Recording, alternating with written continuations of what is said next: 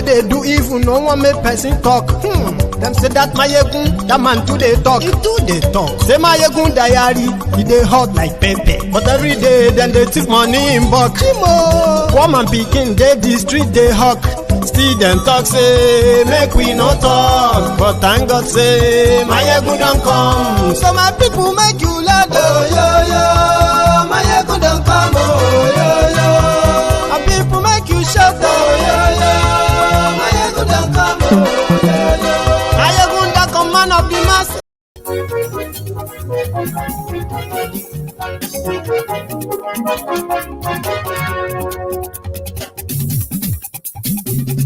Hello there. Mayegun làwa mọ̀ làmọ̀ tó dòdòdò. Mayegun diary, Mayegun number one.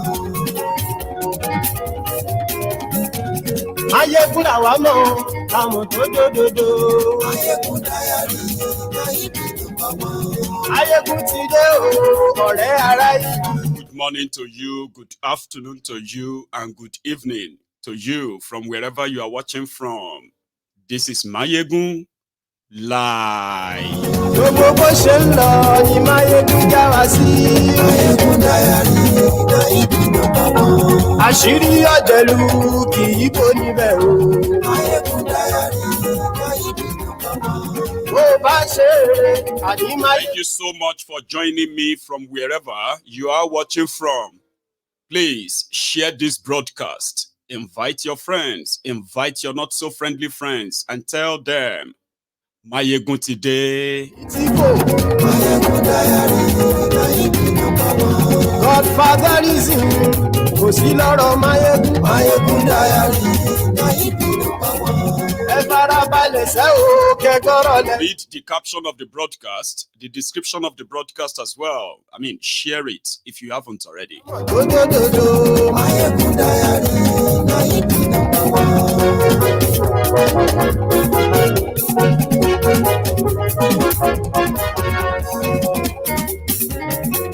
Àní ẹ̀sùn rà kì í. Mayegun ti dé. Mayegun ti dé. Ọ̀jẹ̀lú ẹ̀sùn rà kì í. Thank you, thank you. Àní ẹ̀sùn rà kì í. Mayegun ti dé. Lórí Facebook. Mayegun ti dé. Àní ẹ̀sùn rà kì í. Mayegun ti dé. Lórí YouTube.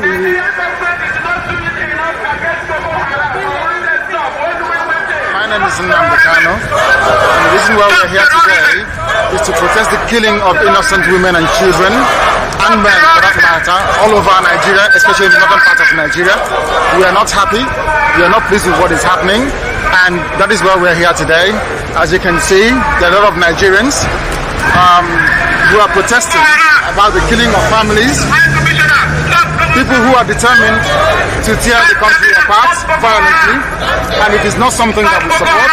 It is not something that we would like to see continue, and we are here today to send a clear message to the Nigerian government, to the High Commissioner, that what is happening in the country is unacceptable, and we cannot accept it. If that continues, it will lead to the violent disintegration of the country. There will be no more Nigeria for anyone to go to. There will be no Nigeria for anyone to refer to. In fact, what is happening in Somalia today will be like a tea party. So we cannot allow this nonsense to continue. Something has to be done. And the consequences of the actions of terrorism in Nigeria must be driven home to the people, so that even the terrorists themselves will be able to understand that there is no mileage in where they're going. The only thing they can accomplish is the breakup of Nigeria. If they think that they can cower people, if they think they can force people to be coerced into a religion which is not theirs, then they are clearly mistaken. We are asking for peace. We are asking for people to get together. We are asking for everybody who loves Nigeria, who is associated with that country, to please prevail upon terrorism in Nigeria so we can bring it to an end. That is why a multitude of Nigerians are gathered here today. Those of us in the UK are determined to work with the government for peace. We are determined to work with the International Committee for Peace. But one thing we cannot stomach is a repeat of 1966. What is happening today in Nigeria was the reason why Nigeria fought a bitter civil war for 3 years between 1967 and 1970. If this continues, there will be another civil war in Nigeria.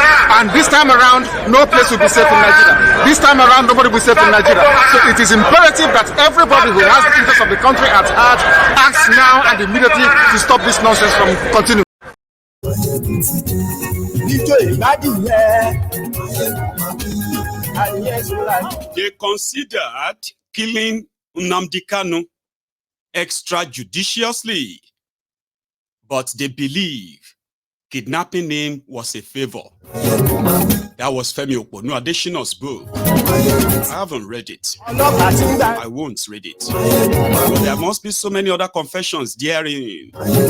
This particular one pointed to all the crimes against humanity committed under the Buhari's government, state-sponsored terrorism in eastern Nigeria.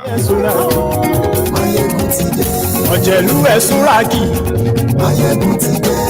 Adìyẹ Súrákì.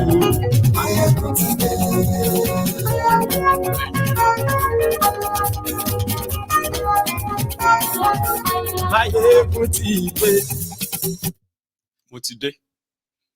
So good morning to you, good afternoon to you, and then a good evening to you from wherever you are watching from.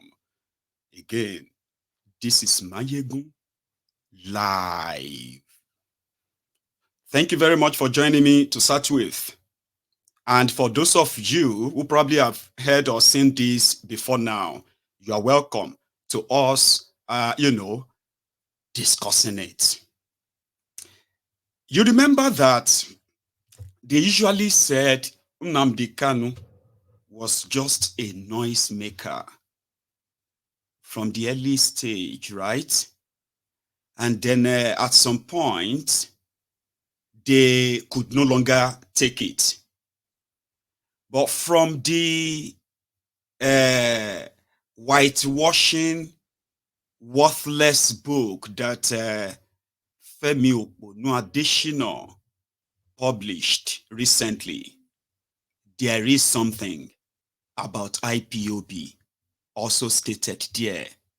In fact, Femi Oponu Adesina confirmed that Nnamdi Kanu was a real problem for not just for Buhari, but for everyone around him, to the point that they considered killing him. Let's kill him. They used the military. Somehow that failed. Then they initiated international, sort of a worldwide assassination hunt of Nnamdi Kanu. Then he said, at a point, they felt like, let's just kidnap him and keep him. Maybe that will discourage all these young Igbos to continue to demand for Biafra. Baba, they hatched an operation and a plan inside the asshole rock under Buhari to kill Nnamdi Kanu. And why? I'll tell you. You know, a lot of Igbos today, in particular, and Nigerians in general, through the Nnamdi Kanu's broadcasts, the ones that they pretended that they were not listening to, until we realized that the establishment actually wanted him dead and anyone associated with him killed or jailed. Initially, when it was like, it started, majority of the Igbos today that are now more interested in their position in Nigeria, and upon discovering that there is already ongoing Cold War, unwritten Cold War, that Cold War, right, that is putting a target on every person that is an Igbo, even if you were across across the Niger, even if you are not Igbo. There is this unwritten Cold War after the end of the genocidal war of 1963 to 1970. Nnamdi Kanu made so many Igbos themselves to realize that, wow, we never saw it that way. they started questioning their position in Nigeria. And every time they attempted it, they met a brick wall that started making sense to them that this is a systemic profiling. It is there in the system. Nobody can explain it. They can give you different excuses. So why they hate the Igbos, why the Igbos must be this, why the Igbos must be that, because it is systemic. A lot of Igbos discovered that, and they felt, they started kind of realizing that they are better off without Nigeria. A lot of them felt so heartbroken, like, while others felt like Nnamdi Kanu was misleading the young people and it could lead to another war. Igbos, so this is not like outsiders now. I'm talking about Igbos who felt personally at the early stage that Nnamdi Kanu's messages will only get the Igbos, especially the young ones, angrier at Nigeria. And the more angrier they get, there is likelihood that they are going to pick up arms and decide that they want to leave Nigeria. And in fact, complete what their own parents couldn't do or complete at the time. So there are Igbos who feared that. So therefore, they automatically became enemies of Nnamdi Kanu and anything like POB. They called them different names. And these were the willing tools in the hands of the likes of Buhari to stage the state-sponsored terrorism of 8 solid years in eastern Nigeria that still continues to today.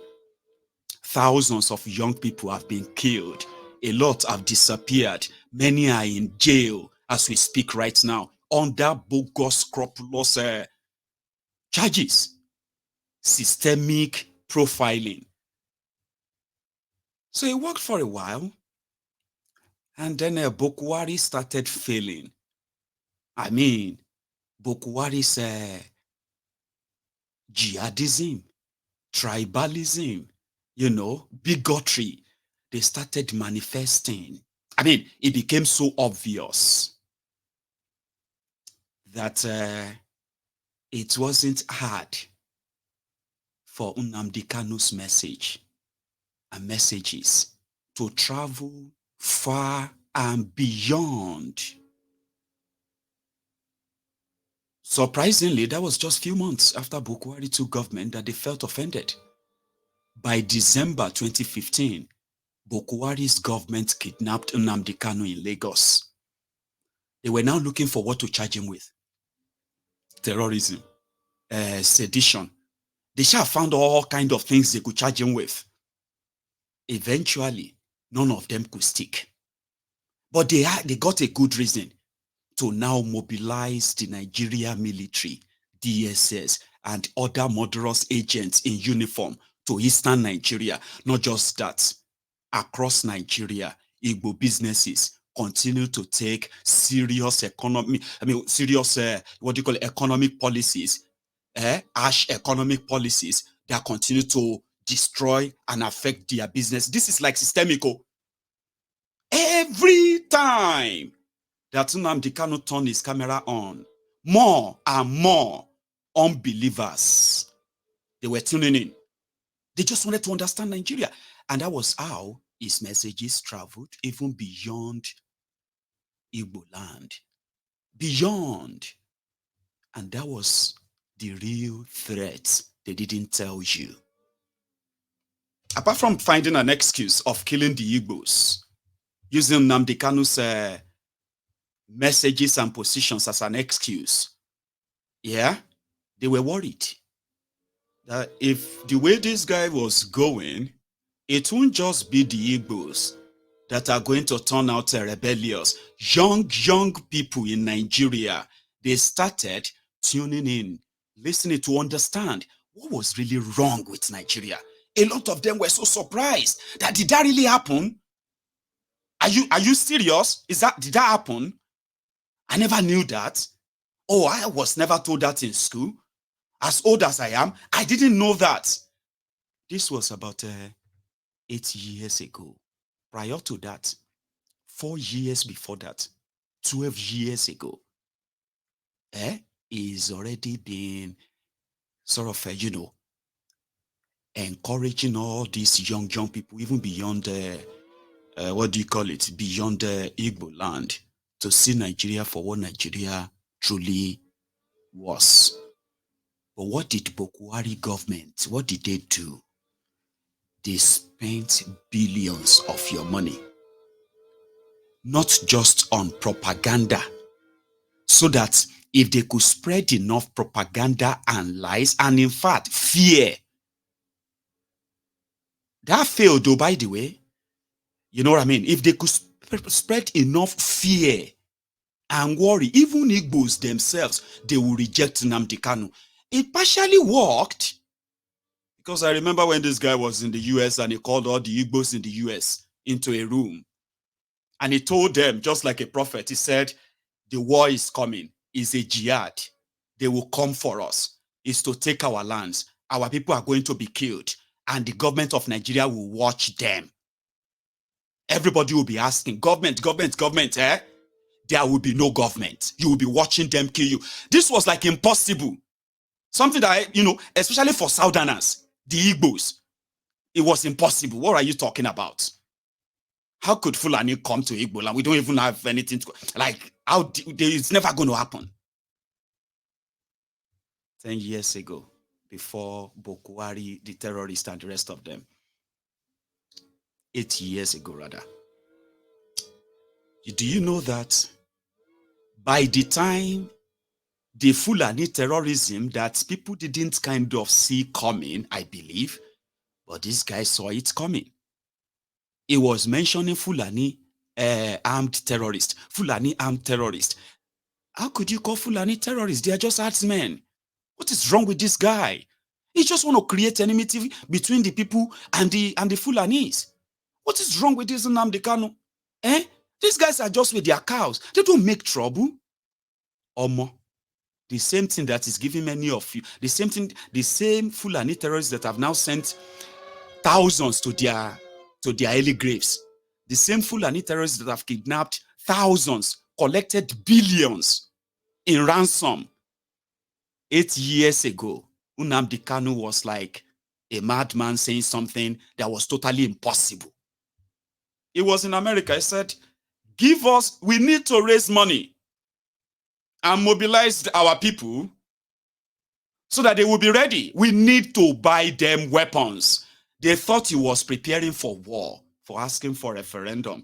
It worked, though. I'm not saying it didn't work, but I am just kind of telling you how the system, with their own agenda, played a lot of you, only for everybody to end up in this state today. Everybody is now asking, we need to defend ourselves. People need to defend themselves. A lot of you 8 years ago called Nnamdi Kanu a madman. Their propaganda worked on you for some time. Today, you are now asking them to allow you to carry gun. That was what he went to America to do. The Igbos in America, at the time, the owned Igbos, majority of them just felt, they said it to his face. If you thought this through, our people need peace. We don't want anything that's going to put our people in problem. They nearly blamed him for calling for war. Today, they are his biggest disciples today. The Igbos in America. No joke. And that was the moment the asshole rock started crumbling. Nnamdi Kanu was not just talking about Biafra. He was telling people why it is a necessity for everybody to go their separate ways. Because what was coming with the belief and conviction of an average Fulani from all over the world. That's it. They said they believe traditionally or culturally or historically, whatever, they said by conquest. Uthman Dan Fodio is the owner of the place called Nigeria today. Whether it is Biafra land, whether it is Yoruba land, whether Niger land, even all this, you know what I mean? Like, there are people who believe that. You who probably feel like that's impossible. They are mad. Oh, really? Of course they are mad. And their madness, is an ideology that says they must kill you if you resist. And the likes of Femi Oponu Adesina, they were in on it. He was also gaslighting the citizens at the time. When these Fulani terrorists were unleashed on us, when our people started going missing, and our people started, ending up dead, Fulani this, Fulani that. What's going on? The likes of Femi Oponu Adesina told us that why are we so interested in our lands, that we decide that we are not going to part the land when we can part the land and have peace. That's what Femi Oponu Adesina said. To have peace, so part with your land. And I just never, probably in my own wildest imagination, would believe that they also wanted him dead. They played the card so well that they gave him an offer. They gave him a last chance. And that was when Buhari and his gang met with the Igbo governors, Igbo lawmakers, Igbo elites, and they said they would talk to Nnamdi Kanu. He would drop all of this agitation thing. And they called him to a meeting. I've shared that with you here before, right? They called him to a meeting in Enugu. At the meeting, Nnamdi Kanu was asking for the leadership, Igbo political leadership in Nigeria, to look at the position of Igbos in Nigeria today and see what they have done to fail generations. And he asked them for just 11 things. And guess what are those things? Keep our people safe, homegrown, developed security system. Provide stable electricity for our people. Do it. Not because Nigeria won't do it. Create industries where our youth, our young people will be gainfully employed and engaged. At least invest in real, true, people's-oriented infrastructures in Igbo land that add values to the lives of our people and attract real investment to our region. He asked them that. He listed all of the things that he wanted them to do if they indeed wanted them to slow down on the Biafra agitation, including asking all the lawmakers in Eastern Nigeria, all of them, including their governors, House of Assembly members, political elite, and the rest of them, to prevail upon their National Assembly members to make a move and move a motion for a referendum to be part of that trashy Decree 24 you called 1999 Constitution. I think that was the moment they felt like this guy has to be eliminated. Igbo governors, Igbo political leaders, Devulumayi was one of them. They saw the danger. They saw his request. This guy was not asking for money. You don't want oil block. You don't, we could put you on so you know what the kind of deal we did with the Niger Delta militant. We could do that for you in a special way that, you know what I mean, like just walk away. So you don't want all of that. What will make you reduce the call for the immediate breakup of Nigeria and Biafra to go right now is if we do all of these things, right? Yes, if you do all of that. We don't have any plan of doing all of this, so there's no plan. So they reported back to Abuja. And I think that was, like I said, that was the last chance they gave him, because they released him on bail, gave him some stringent conditions that he started violating immediately. He was like, I'm not going to obey all this nonsense. And he didn't. But nevertheless, they offered him something that he didn't take. So, and they didn't have what he wanted. So the next move is to eliminate him. And that was the first assassination attempt on his life. Nnamdi Kanu resurfaced about 2 years later. And this time around, he resurfaced with a banger. The one that finally got under the skins of Buhari's handlers. The one that continued till tomorrow. That is that Buhari Abina Jibrin Ali-Sudani. According to Femi Oponu Adesina, you see that thing that you were all laughing at? Some of you wondering, big nose, small nose, tiny hair, fat hair, hair old, no hair old. All those things that Nnamdi Kanu was, the guy was ferocious. It was like, Baba, Nnamdi Kanu's microphone, like Prince Jejeman would say, was bigger than a Tukano, Baba. The guy was everywhere. He was matching them propaganda for propaganda. And guess what? He amassed so much followership, so large, so huge, that Nigeria had to spend billions to match him. As he was talking, he will be putting out images.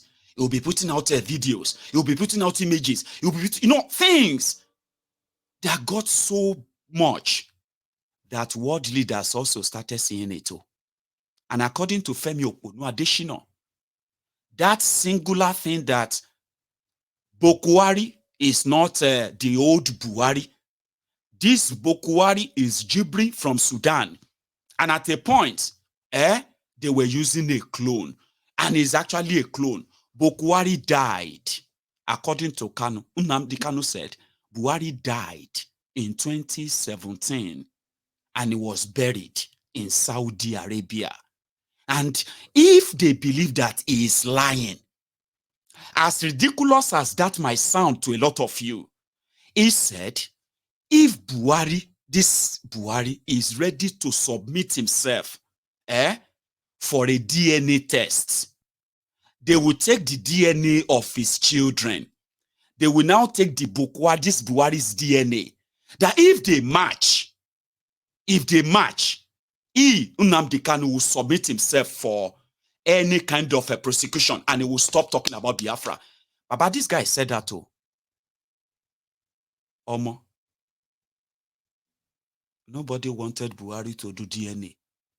But a lot of you were laughing about it, laughing and saying, ha, ha, ha, ha, yeah, funny, ha, ha. Buhari was facing hell all over the world. They said, according to Femi Oponu Adesina, they said, every time Buhari appear anywhere, when they meet world leaders, some of them, apart from the fact that they were very careful in actually discussing some, like important bilateral, security stuff with this man. But they said every time Buhari walk into a room, everybody in that room, they will just be looking at him like this. Like that. To the point that it became so embarrassing that a few times, some world leaders, they will get closer to him. They will hold him. They will hold him. Like they want to touch if he is real or if he's a clone. And every now and then, this started depressing Buhari. This Buhari, he started having depression. Now the president of Nigeria is having depression because now he has to tell everybody, it's me. I am Buhari. I am real. Don't listen to that boy. Don't listen to that Nnamdi Kanu. So the solution was, what should we do? I think we should eliminate him. Assassinate him. Government of Nigeria planning to assassinate a citizen. because of his own political ideology. Femi Oponu Adesina put it in his book. The same Femi Oponu Adesina, in that same useless book, he also said, when Buhari fell sick, they used air ambulance to airlift Buhari to London. He said, on many occasions, that even when they were discharged from the hospital, they said Buhari would have no idea who he was or where he was. Do you understand? He said Buhari's recovery was actually a miracle. If anyone who really doesn't believe there is a miracle, Buhari's recovery was a miracle. It was a vegetable, just exactly as Nnamdi Kanu was reporting day by day. They should release that man. Oh. A lot of you have no idea what you are missing or what you have missed. You know what I mean? His words, they were like blades. A lot of people hated him just because of the way he talks. Not because of what he says. If what he says are true or they are lies, if they are facts or they are not, they are not after that. They just don't like the way he talks. Because when Nnamdi Kanu talks, sometimes you feel like he's talking to you directly, like it's you, go. And you know where he will call you? See you, mumu, idiot, foolish man, foolish you, foolish. You go there, agree, say, yes, I've been very foolish. He was very powerful. His words were powerful. They were like blades in the heart of a lot of people who despised him. Ask them, why do you not like Nnamdi Kanu? I just don't like him just because of the way he was attacking churches. He's attacking Yoruba. He's a bigot.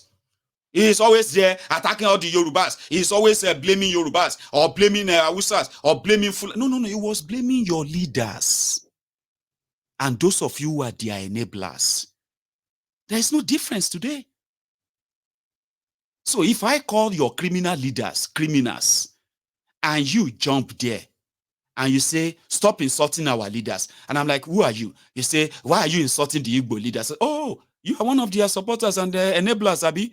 You are angry that the criminals in your own tribe or your own ethnic nationality in Nigeria is mentioned. You're angry. Oh, dear. Oh, you are sad because your pastors, your fake pastorpreneurs, and their business centers, they were focused on because they are Yorubas. Oh, because they are Igbos. Oh, because they are Hausas. Come on, man. Go outside and touch the grass. When you look at those who destroyed Nigeria today, you will see them from every ethnic nationalities. The same way he called out all your criminal leaders. He's insulted Tinubu. I insult Tinubu all the time. It's not even an insult. It's just stating the facts. Abi? Hopeless Uzodinjo is from Igbo land. I talk about him all the time. Probably you laugh. And when I talk about the jihadist terrorist sympathizers from northern Nigeria, I am talking about your leaders. If you begin to defend them, then you are a terrorist.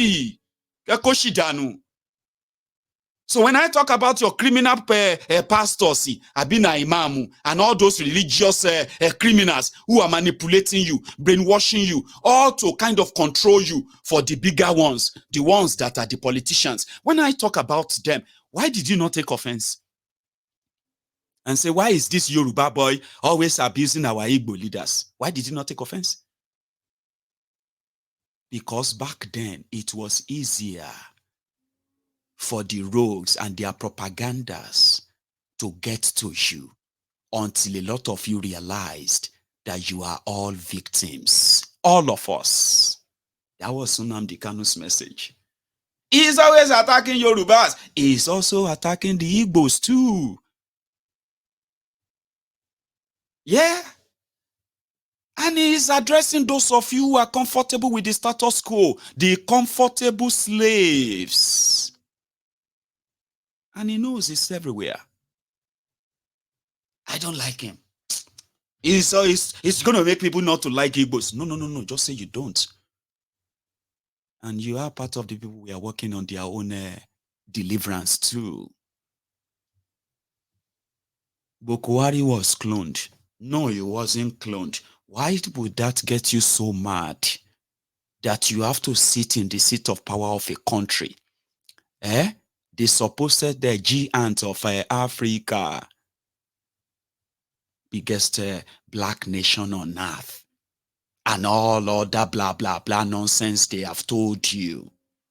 How and why would you saying, if indeed Buhari was not cloned, there is nothing being hidden, there is nothing to hide you, why would the people in the seat of power sit together and plot the assassination of a citizen who has a different political ideology to yours? It's because they knew they could do it. And they just came out to confirm all the things you've heard. The state-sponsored killings, the politically sponsored unknown gunmen, the kidnapping of Nnamdi Kanu was not because he did anything wrong. It was because he said something that made them so uncomfortable that they would have killed him. But they decided to kidnap him and keep him as a trophy. In the process, violating the international laws. That Nigeria is a signatory to those treaties. They violated those. They didn't care. Then they went back to their country and they rubbished their judicial system. Rubbished everything. All because of one man, Jubri Ali-Sudani. And there is offer on the table. If I am lying, please, I am ready to face the consequences of my lie. Ask that man to come for a DNA test, if indeed he is the Buhari. They never did that.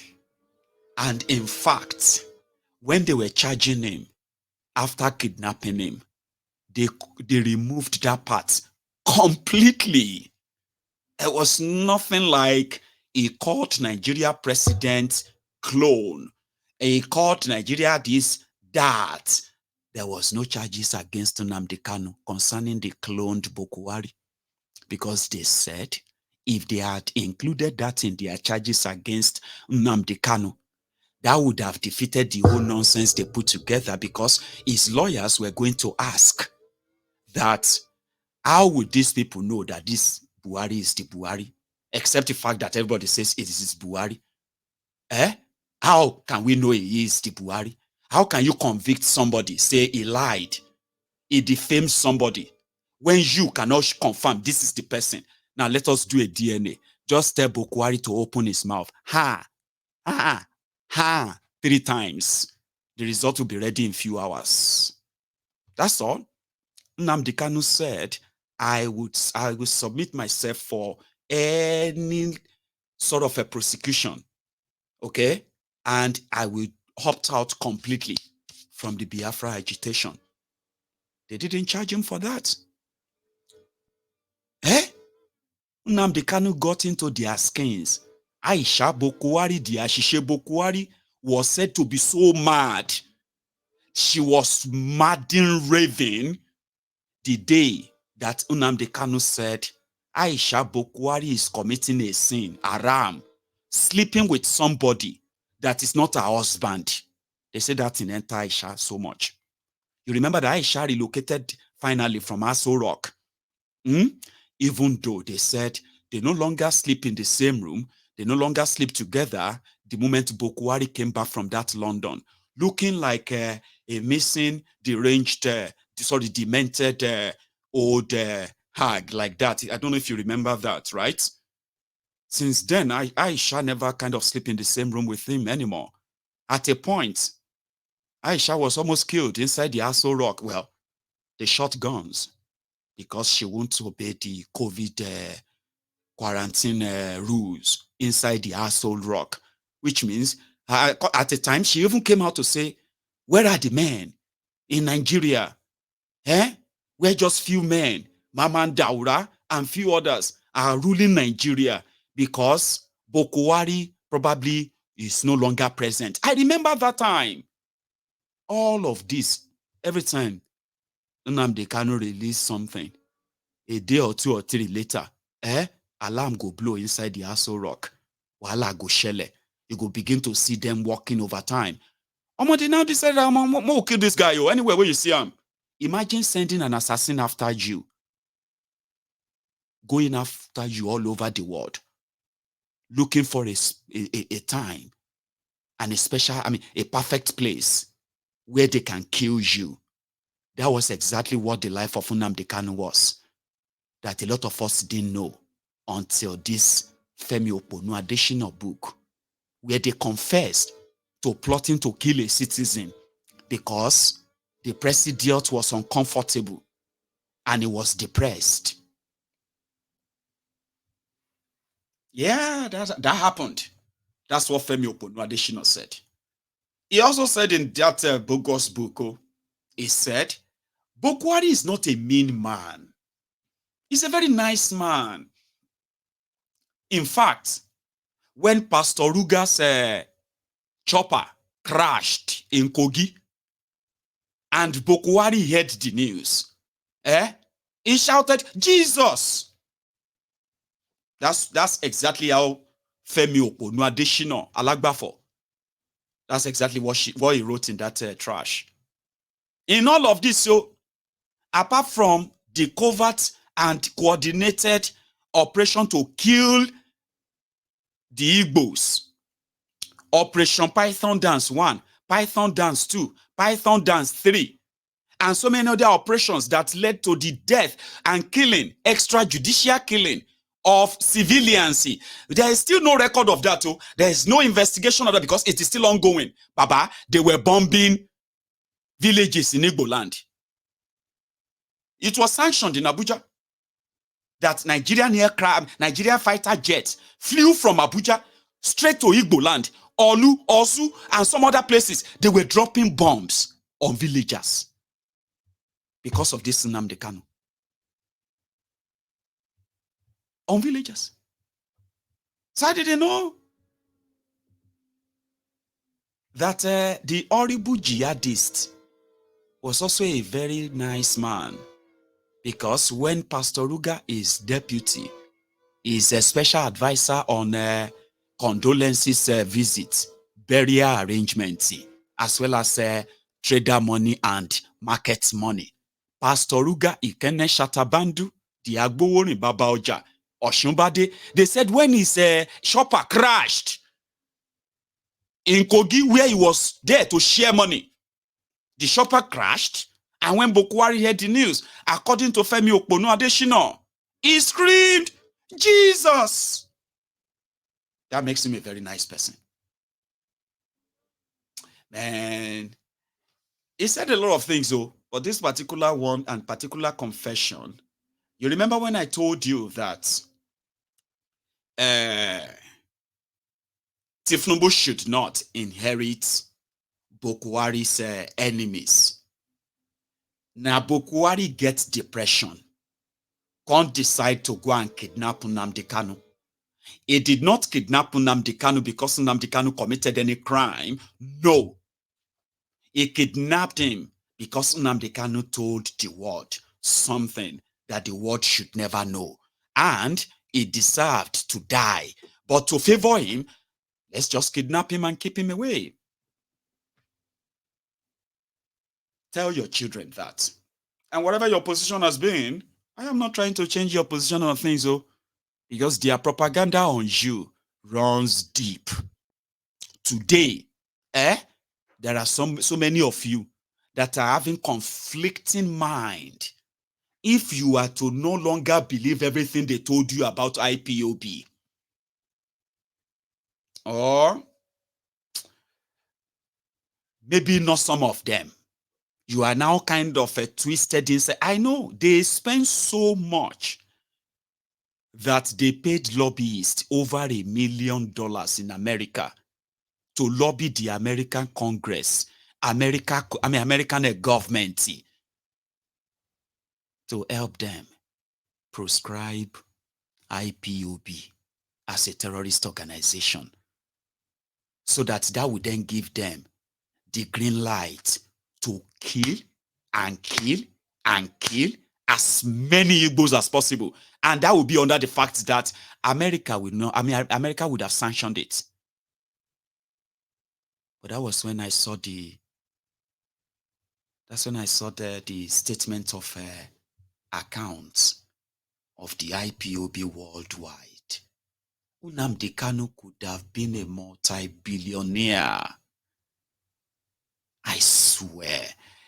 People who became his disciples and Biafran, campaigner and adherent today, they never used to like him. But Nigeria helped him to prove him right to them. Over 180 countries